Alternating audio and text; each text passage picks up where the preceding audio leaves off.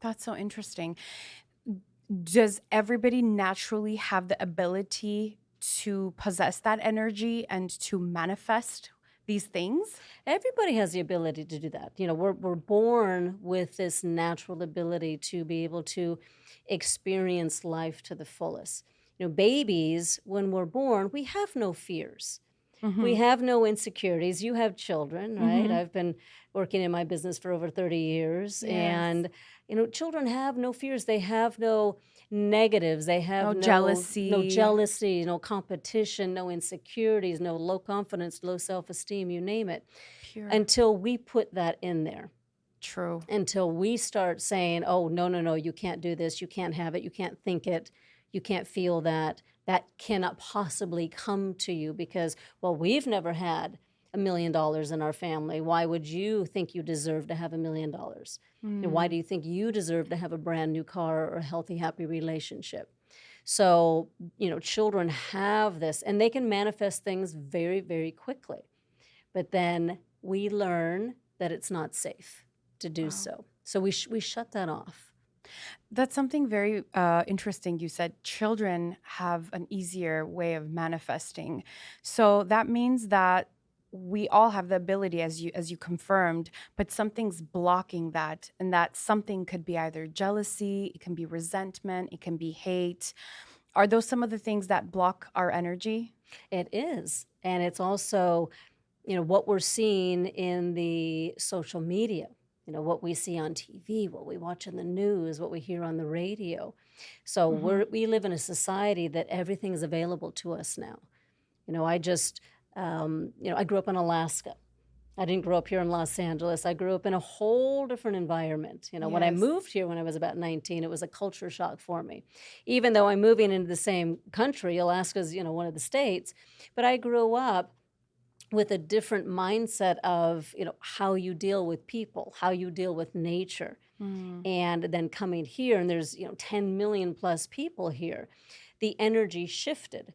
And so that's what I noticed for me actually as a young person, the higher level of the competition and the jealousy that affected my confidence and self-esteem and my ability to manifest my dreams and Mhm. whatever I wanted to do because I felt now I had to be accountable for everybody else, right? What everybody else wanted me to do or what I was supposed to be doing here in this town.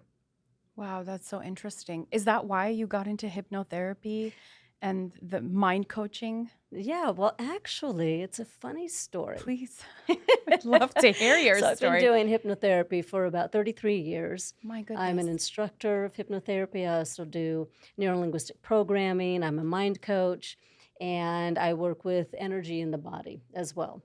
But I started doing hypnotherapy when I was about 9. What? 9 years old. I found this book on hypnosis, and it had some past life regression in there. And I just knew how to do this. So I was with a friend of mine and we took the book, we got it from her family's house, and I started reading it, and it was just so natural for me.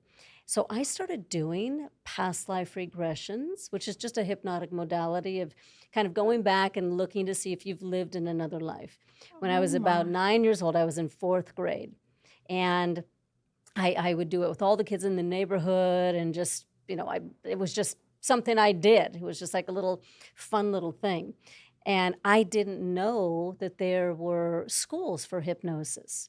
I had no clue there was hypnotherapy colleges. So when I went to, came here to Los Angeles when I was about 24, I found out about the College of Hypnotherapy Mhm. and then that was it.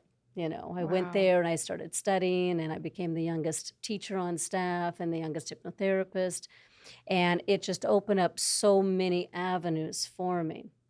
And then I was not only doing hypnosis, I used to do massage. I was a massage therapist for a little Wow. while.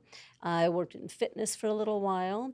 And I just found that everything kind of came together. Yes. But it all really starts in your mind and it starts in your programming and what you believe about yourself and what you're hearing from everybody else. So when people come in and they do a hypnosis session with me, I want to know where you are now.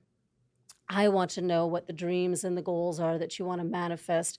What is it that you want to have in the future? But it's even more important for me to figure out, where are we coming from? Tell me about your past.